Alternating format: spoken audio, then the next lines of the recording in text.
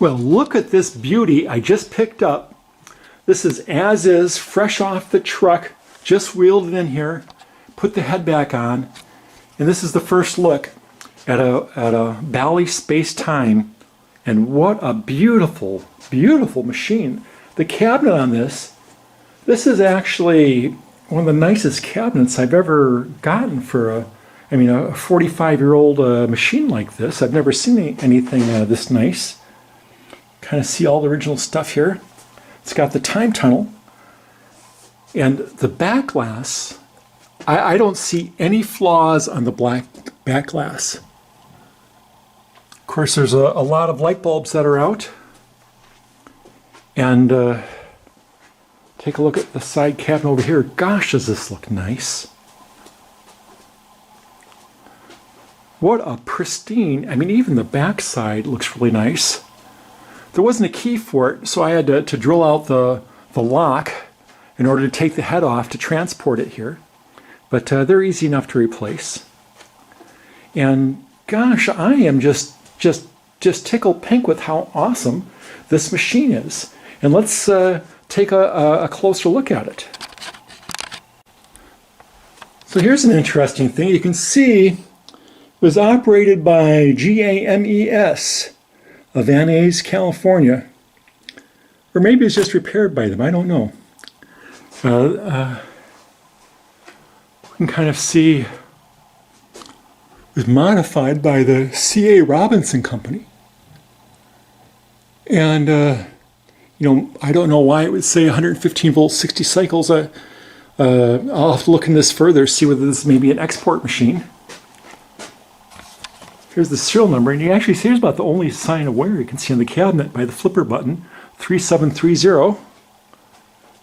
And of course the head has a matching serial number.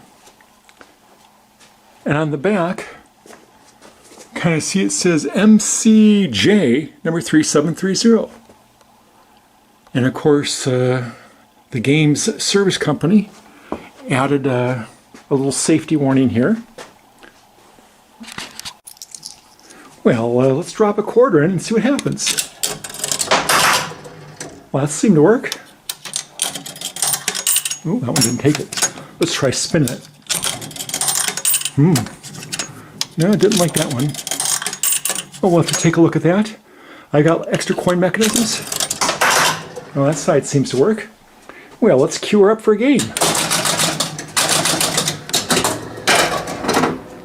Well, so far so good. We got a ball here. We're doing this one-handed.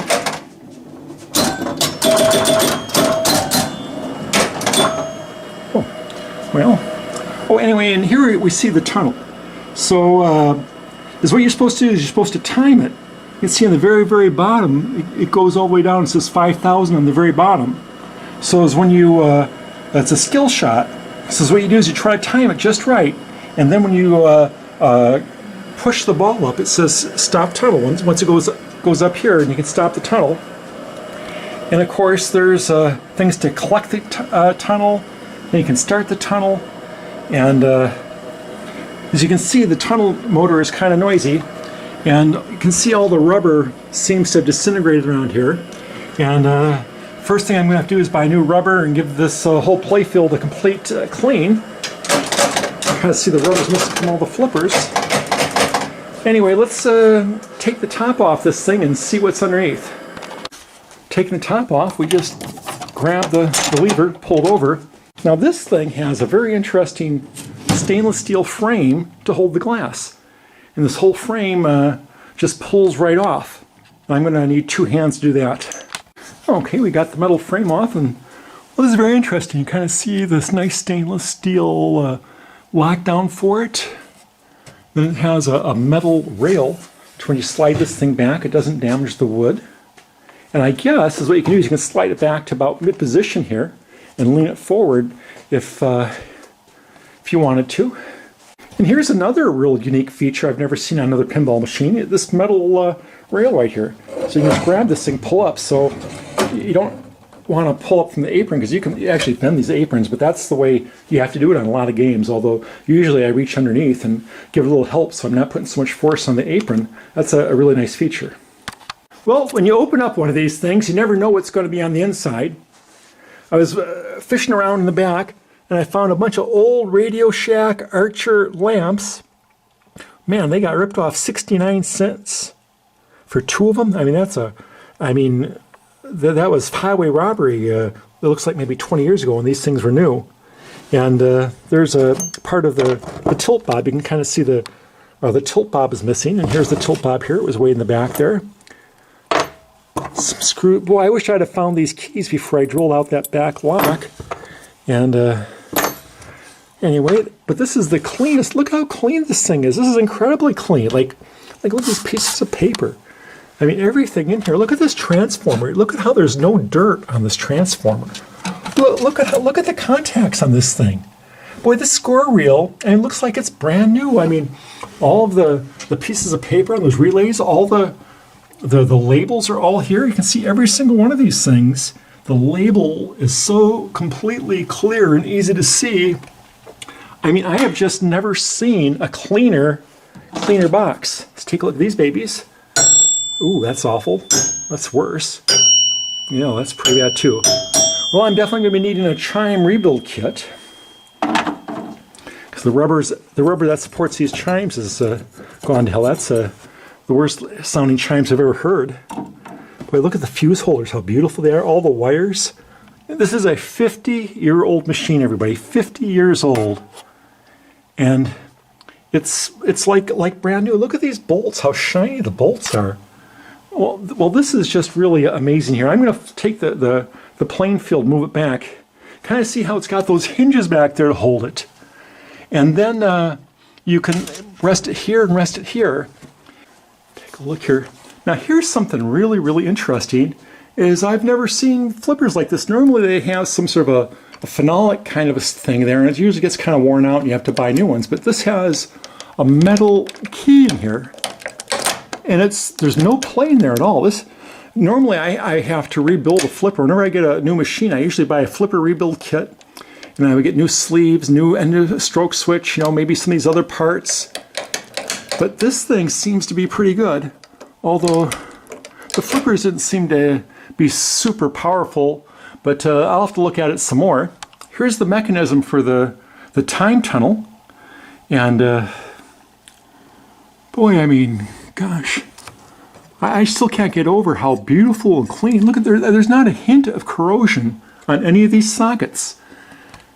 And after 50 years, I mean, I have just never seen a machine in this great shape. And other than a little bit of wear on the Playfield, this thing's like, almost new condition. I mean, just amazingly good condition. Well, let's just see whether everything works on this baby. You can certainly see the time tunnel's working. And I'm going to see if I can do the timing and get to stop at 5,000. So as soon as I see it light to 5,000, I'm going to let go of it. Oh. Well, I got to 3,000. Okay, well, let's just see what works in this thing. Here's post down. Well, that says collect tunnel, and I could hear it do 3 times, and the post is up. So it's kind of interesting. It has a little post. Let's see how the post down works. Yeah, the post down works. The post is up again. But boy, it doesn't seem to be up very far. I guess it's up high enough. Kind of looks like the ball could jump over it. Post down. And then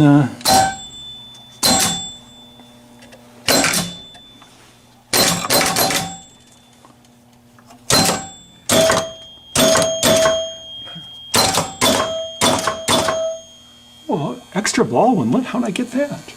How did I get an extra ball? Well, oops. Well, okay, same player shoots again, so I guess that's working.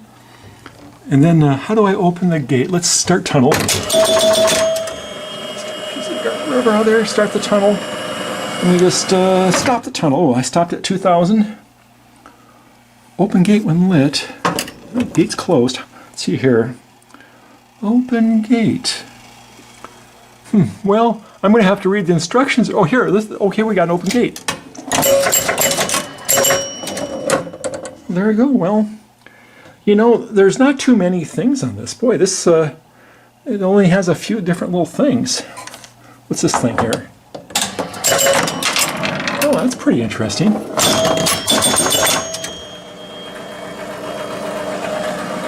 there we got our tunnel again. Let me stop it. Oh, right at 4,000. I still haven't gotten the 5,000 yet. Well, boy, you know, there are not very many. Well, it's 100 points. Yeah, it's 100 points. Well, let's see here. And let's see, it says the tunnel's at, let's say 4,000. I'm going to click. Oh, there's 4,000. Well, boy, it looks like everything works, although there isn't really much complexity. This is an awfully simple machine. Okay, here's the back of the head. And again, everything looks beautiful. You know, this is the only machine I've ever seen where they had it painted blue. And look how nice that looks. You know, all the solder is still shiny, and all these brackets are still shiny after 50 years. So let's take a look. Of course, we know about the credit unit. Every time you put a quarter in there, this little thing steps up, makes it say more, and then every time you use a credit, this thing comes down there and rotates the thing around, where you can kind of see it kind of going around. So here's the player up unit. So this one goes from player 1, 2, 3, 4 to know which score reel gets all the credit going to it. So when you're playing, this thing will go between every player, and then select who gets the points. Here we got the coin unit. Normally, what this is you put up one credit, and it says 1 can play, and 2 credits. 2 can play, 3 can play, 4 can play. This remembers that and gets reset at the beginning of the game. And here's the one that says 0 to 90 unit, and that's used for the match. So this just goes around in a circle. Take a look at it. And see, this thing just goes. And there's no reset on it. It just keeps on going and just randomly picks some number between 0, 0 and 9, 0. And of course, we got all the score reels, and boy, I tell you, and you can see the colors on the fabric wires. I mean, I've got some machines where it's just impossible to see what color these things are. They're so faded. White looks like gray, looks like blue. I mean, who can tell the difference in the color? But this is just pristine. And oh yeah, one extra thing. This is the high score. So what you do is, you can see each one of these little holes is for like from 1,000 to. See, we can read this thing. 1,000 to 9,000, or I don't know. Hard to read it. Anyway, and then you put these little wires in here. And each wire, different colored wire, is a different number. So we got the 10,000 and the 1,000, depending upon which hole you got the right colored wire plugged into. Here's the one I always like. It says every 30 days you're supposed to use their special grease to grease these rivets here. So especially like on this machine here, the rivets. So I'd be willing to bet it's been a lot longer than 30 days before any of that stuff's been happening. So we'll probably, over the years, all the grease and lubrication they use in these things turns to gunk. Although this thing seemed to work. From what I could tell, it was working. But normally I take apart these whole things, clean off all the old grease that turned to gunk, and put new modern lubricants in there, and get them working great. Okay, now I seem to have found my first real problem. So you can see the player 1 lights are all lit, but the rest of them for 2, 3, 4, whatever are dim. This little string of lights here is not lit up, and this light up here in the corner is not lit up, along with this one. So I'm got to get to the bottom of this. There's some sort of a wiring problem here because I replaced those bulbs and they still don't light up. Okay, I was doing some troubleshooting, and I used an alligator clip lead. So I clipped onto the 6-volt line up here, and I connected down here. And these lights came on, and this light came on. And then I disconnected that and clicked on the one over here. And these lights came on, and this light came on. And then I clicked it up over here, and these lights came on, and this light came on. So Anyway, I'm still looking around for these things. They're kind of behind a bunch of stuff, so a little difficult to get to. But there appears to be 5 separate nodes, and I got to figure out where they connect. Okay, I download the schematic, and let's take a look here. We can see where the power plug comes in. It goes right to the transformer. We got our 6 volts. Now the common bus is the yellow that goes through there and connects to pretty much everything. It's a return for everything. So, and then we got over here the 6 volts, which goes to the lock relay to fuse and another fuse, and kind of goes over here to where it says general illumination insert, and then number of player lights. So I noticed when I was moving the coin unit around, it would light up various different sets of lights. And it seems like a really odd way to do it. I've never had a game do it that way. But, and you can also see the player up ones are completely different as far as the player up, 1, 2, 3, or 4.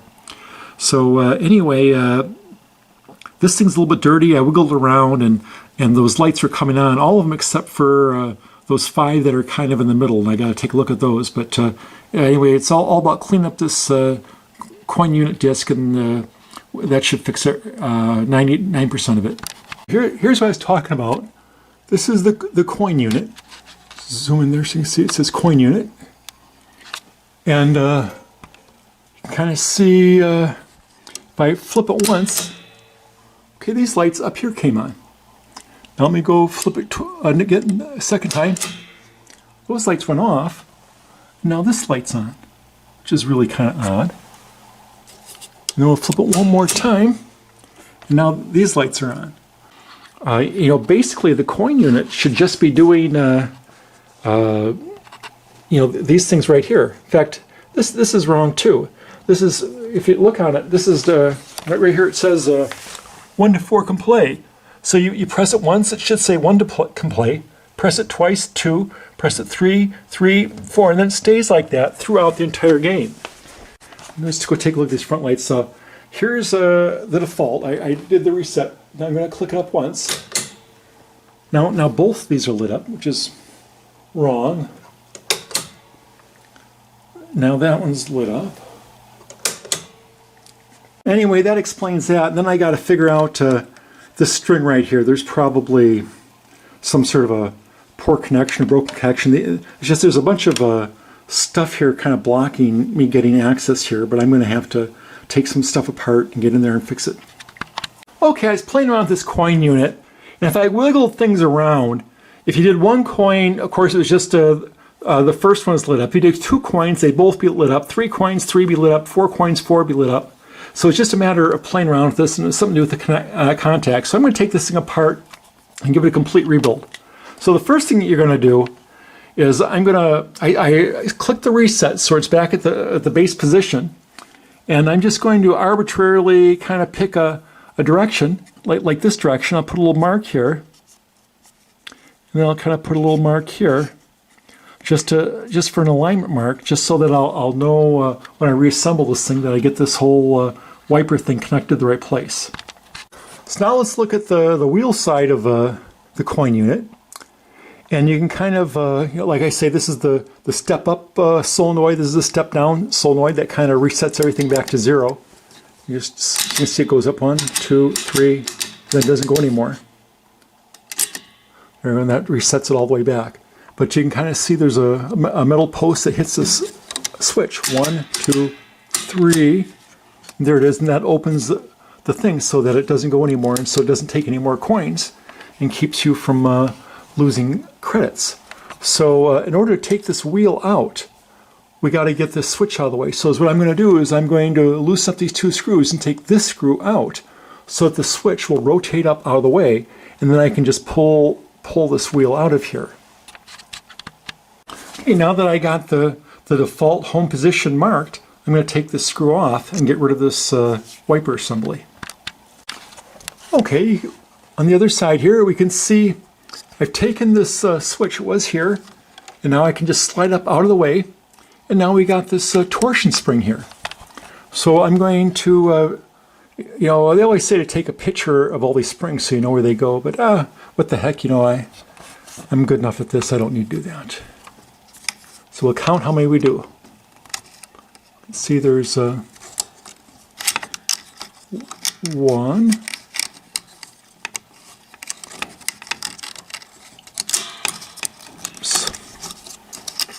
2,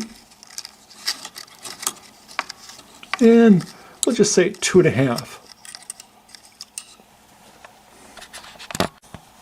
Okay, and now that the torsion spring is disconnected, there's nothing really holding in there. You got these little mechanisms here. You just kind of pull them back out of the way and just grab this thing and pull. But I need 2 hands to do it, so hold on. Okay, that came right out of there.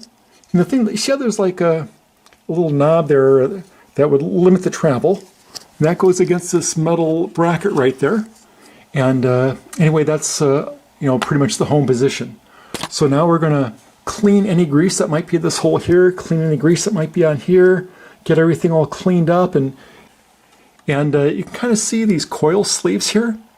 Now you can buy these things really cheap. I like to go to the Pinball resource, and I've got like a whole bunch of them. They come in various different sizes, but I've got a bunch of them. But you can see how these are the original aluminum ones. Is what they say in all the guides. You take these things out and throw them away. But you know what? I mean, this thing is just perfect. You can look at how shiny everything is. Look how well that thing works. You know, this machine in the last 50 years has seen very, very little use. I mean, it's just like brand new. And you know what? I'm not going to... Normally, what you do is you would undo these coil stops here, clean everything up.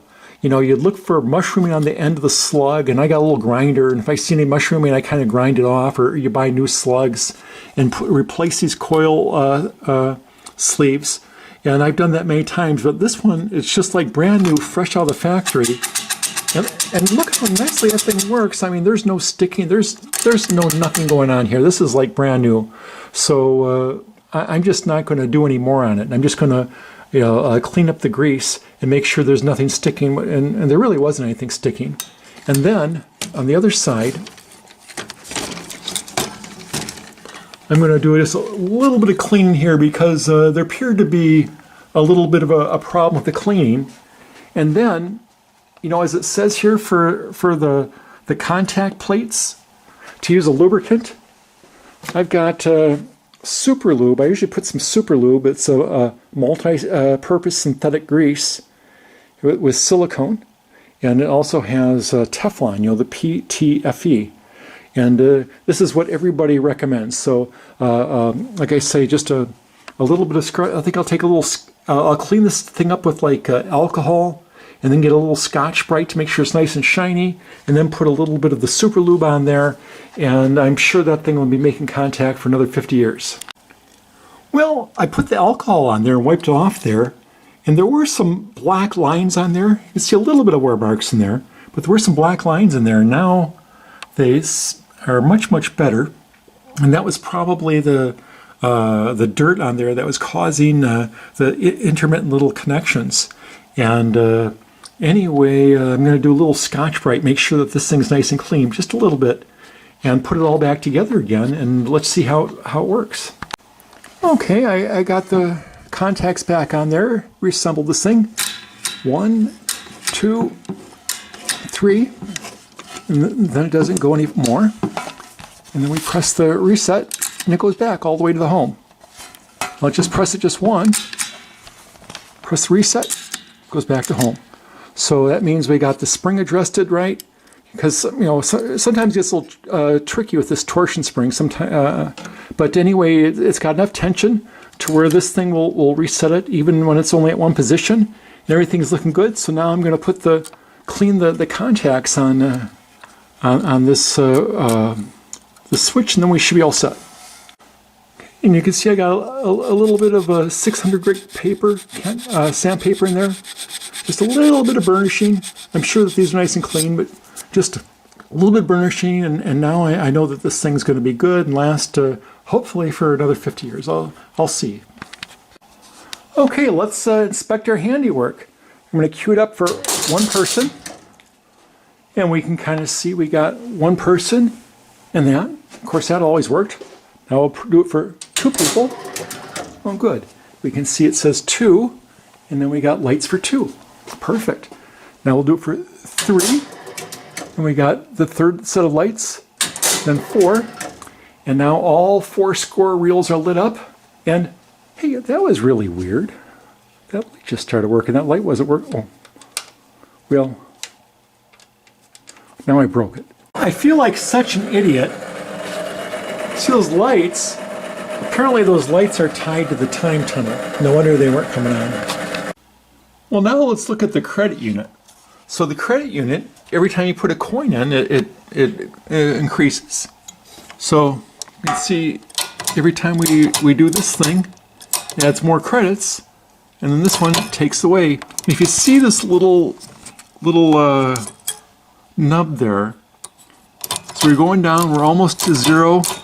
Now we hit 0, it hit the 0 position switch and opened up. That's how it says that there's no credits. And alternatively, when it goes all the way around, that plastic nub will open up this one so you can't put any more credits in there. It has a maximum credit of, I'd assume, 25. So I got a white jumper. This is the white jumper clip. I put that across the 0 position switch right here. And that way it never really gets to 0, so that's how you set it for free play. At least that's my favorite way of doing it for free play. Today we're going to look at clean up the score reels and see they're really, really dirty. And anyway, it's a good idea to service them. If you'll notice here that 3 of the 4 reels have a little circuit board which will tell what number it is. That way the machine knows what number the thing's on, and this one's used for matching, and these 2 are used for the high score award. So anyway, we can kind of see these are all on a metal frame. There's a little lever. If we pull up on the lever, these things come out. Okay, here's our score reel. If we look at it, we can kind of see if we push in the button, or the solenoid, it goes around. Pushing the solenoid, it spins. You can kind of see there's an end of stroke switch there. It's important we clean that. And well, here we go. Well, now that the hairpin clip is removed, we take out these 3 screws, and then we can just pull this thing out of here. Some of these units you can kind of get it out without removing the 3 screws, but it's really kind of difficult, and you got to get the right position. It's just a lot easier to take these 3 screws off. Okay, now we got the reel off. And here's what we're looking for. You go through here. You see how they're both open now? That means it's at the 0 position. So if either one of those contacts is misadjusted to where it's closed, then your score wheel will go around like crazy, and it'll just be nuts. And then so at 0, now we're at 1. You can see how the 2 top ones are closed. 2, 3, 4, 5, 6, 7, 8, and now we're going to do 9. And you see that top switch is closed, and that's so that it can put the power to the next higher reel, so that you roll over from 9 to 10. Okay, I got the cam out of there, and now I just got to clean up those little contacts, put a little bit of the super lube on there, and take a look at these coil sleeves. A lot of times, you can see there's a lot of dirt around there. You can see this coil sleeve. I'm going to inspect this coil sleeve, maybe clean things up, and if it's too badly gunked up, I'll replace the coil sleeve. Now it's time to take a little alcohol and clean these babies up and get them looking like new. Well, there we go, just like new. Okay, we pull out the metal slug. Inspect for mushrooming. If there's mushrooming on there, you have to maybe file it down or grind it down. This one looks pretty good. And then we see the inside of the coil sleeve. That looks really, really dirty. And we can clean it out or just put a new coil sleeve in there. They're pretty cheap. Okay, I cleaned up all of the score reels and hopefully all the contacts. Hopefully I got them all adjusted right and all nice and cleaned. And the way to find out, as you can see, none of these things are at 0. So now I'm going to press up a new game. We'll watch this whole thing go through the reset cycle, make sure that I did it right. All right, you can see I took the Playfield, took the Playfield off, and have it sitting down here. And you can kind of see that those are where the Playfield connected right there. Boy, this looks nice and clean in here. But I still vacuumed it out. But before I vacuum, I always take a magnet and go all the way around and look for stuff.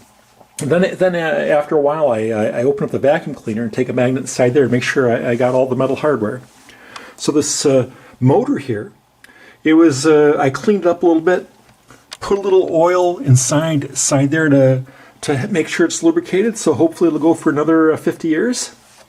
And then the ball count unit, it was working fine, but I cleaned it all up. Cleaned up the brass rivets and gave it a little bit of super lube. Another thing I always do is, you see these score motors. This is a Bally, but the Williams are the same way. You can see how there's that metal, that round thing going back and forth. That's an armature. And if that thing sticks, and I've actually had that happen before, if that thing like sticks on the in-way, your score motor will just have all sorts of problems. It won't index. So what it is it disconnects the momentum of the mechanism on the motor. So anyway, this magnetically operated armature is very important to oil.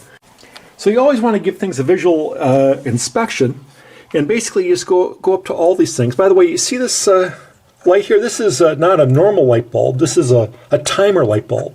So this is a delay. So you see it says the delay relay.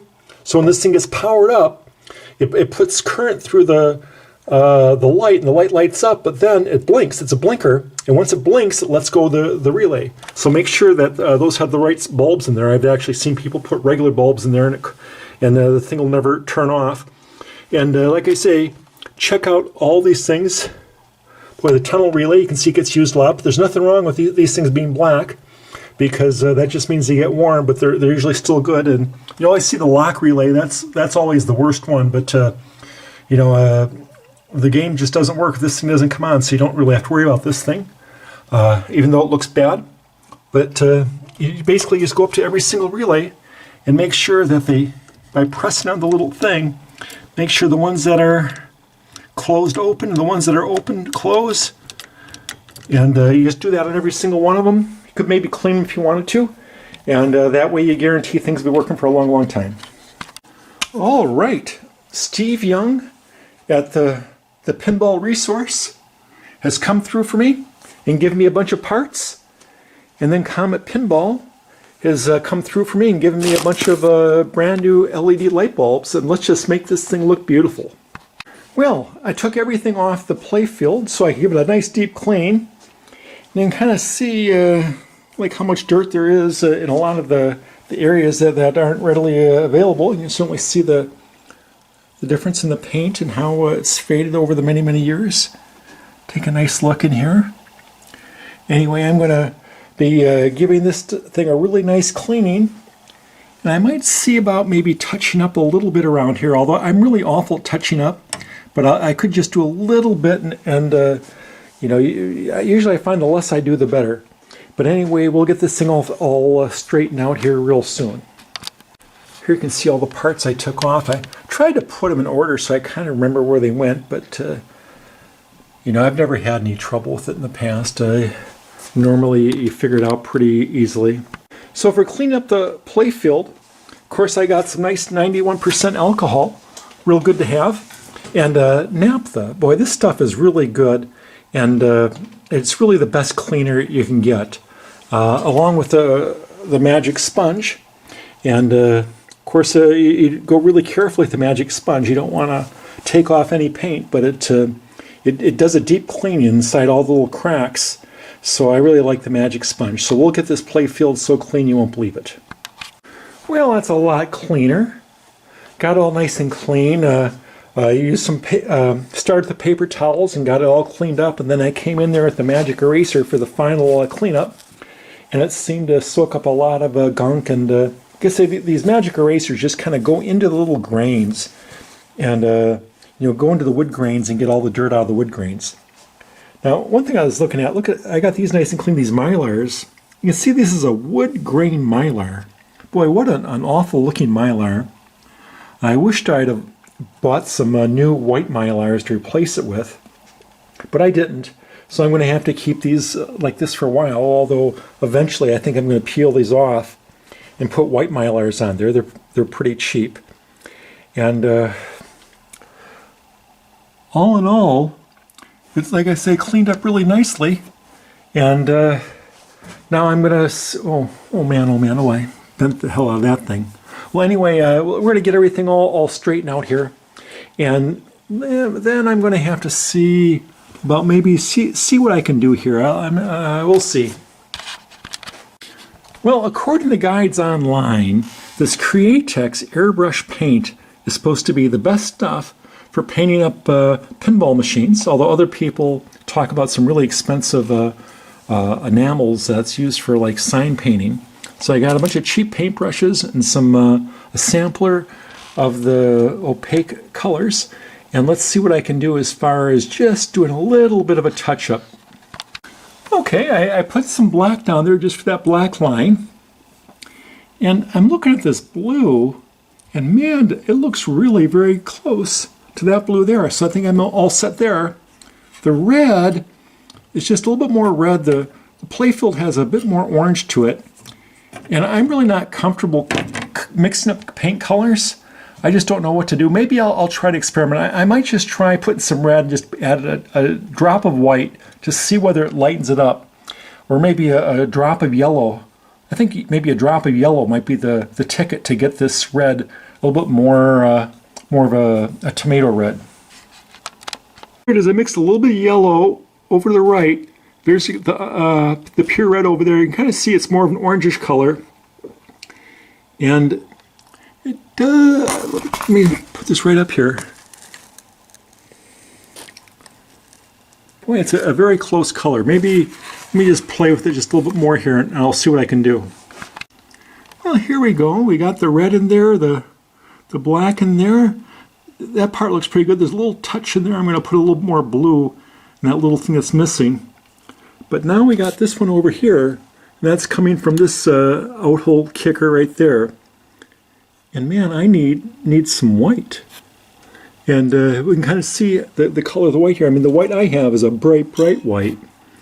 And that white is kind of a yellowish white. And I guess yellow is the only color I got. So let me see what I can do about getting a touch of yellow. And just enough to take the edge off that white. And maybe try to fix up this big old gaping hole here. And then the next color I'm going to have to worry about is maybe this sky blue. Well, I mean, from a few feet away, you can hardly even tell on this area. Over here, you can kind of see it's a slightly lighter blue. But you got to realize when you're playing, this is the way it's going to look. So you're not going to be seeing any of that stuff there. So this is about the best I can get it right now.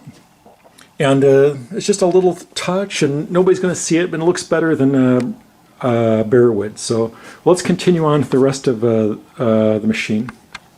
Okay, it's the next day, and the one thing you can see is the Playfield's kind of shiny, and where my repairs are, they're not very shiny, and plus it's an acrylic water-based paint, so it's not going to hold up very well. So here's what I got here to fix it.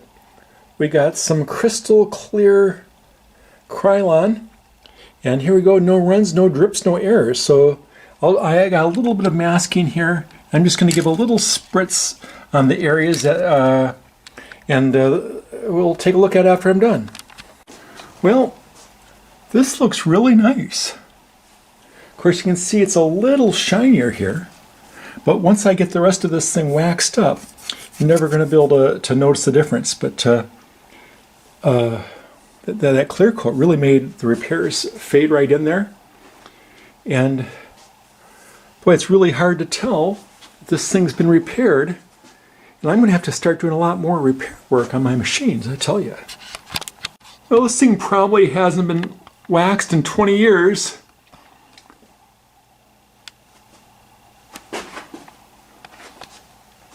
It's beautiful, very shiny.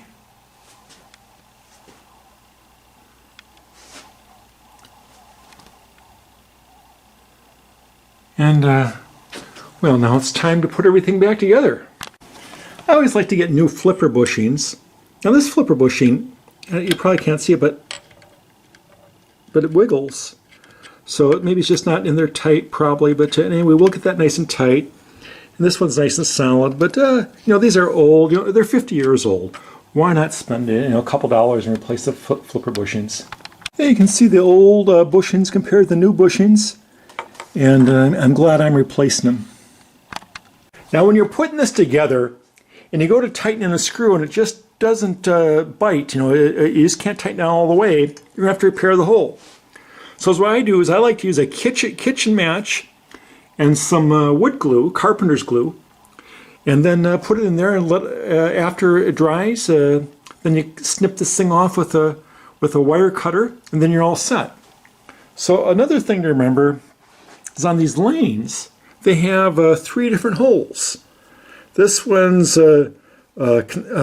conservative, normal, and liberal. So I always like to do the liberal setting to where it makes it to where the ball's less likely to drain. So you use this last hole and you put it in there, and then you know, hopefully it won't drain as often. But I've heard that this game is really bad with the draining. And anyway, we're just putting everything together, and I'll keep you informed. Well, now it's time to do something about these awful chimes. I unplugged the chime thing. There's 2 wing nuts, and I just took it off. And now I've got a complete rebuild kit. And we'll take everything apart and replace all the rubber components, and it should be good. Okay, I replaced all of the light bulbs with LEDs in the back glass on the Playfield. And underneath here, there is 2 orange ones for this pop-up hole that need to be replaced. And I did a couple of other ones here. You can kind of see like one here and one over here, and a couple more. So now the big thing is I got to do the time tunnel. So I'm looking at this thing. You can see it's got a whole bunch of light bulbs, and I bought a whole bunch of light bulbs for it. So it obviously just comes apart with screws. So I'm going to start taking it apart. Yeah, I'm looking at this time tunnel. On the very bottom, I got a nice cool white LED in here. And I was going to take it apart, but I just realized something. You squeeze these things and they come right out. So actually, to replace the bulbs, you don't need to take it apart. Although it's really dusty in here. I'm going to take this thing apart and give it a good clean. But it's actually very easy to just take the bulb holders right out of there. Hey, you can see what a mess these things are. I'm sure they're going to clean up really nicely. Well, take a look at how beautiful those LED lights are. Okay, yellow on the top, orange, and it's kind of what they call as a light ice blue, green, and then white on the bottom. There's a cool white on the bottom. Boy, and that's kind of a pretty strong flash. That's a lot stronger than I was expecting.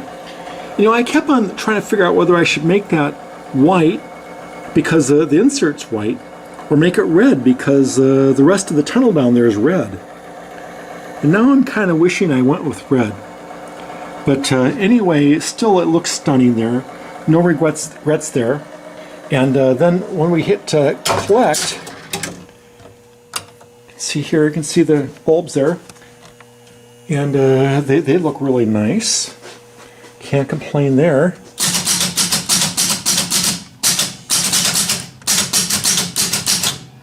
So I went with the 4 LED non-ghosting here, and I put it there in the chute again.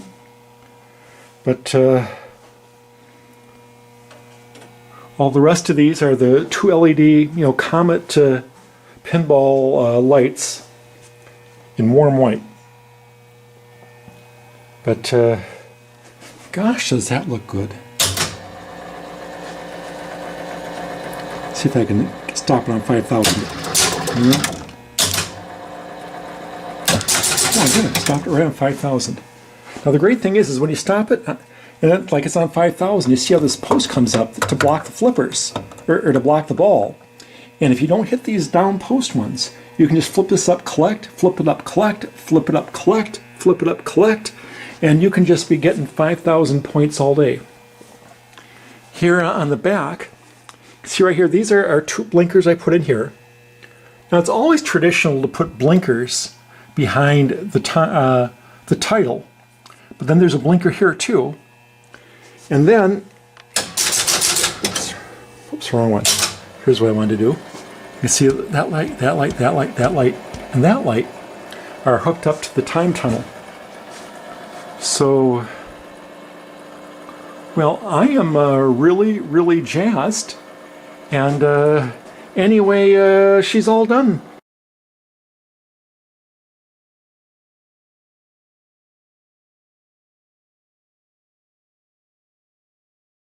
Anyway, if you've got a space-time or a time zone, I hope you have just as much luck as I did on restoring yours and making it look like new.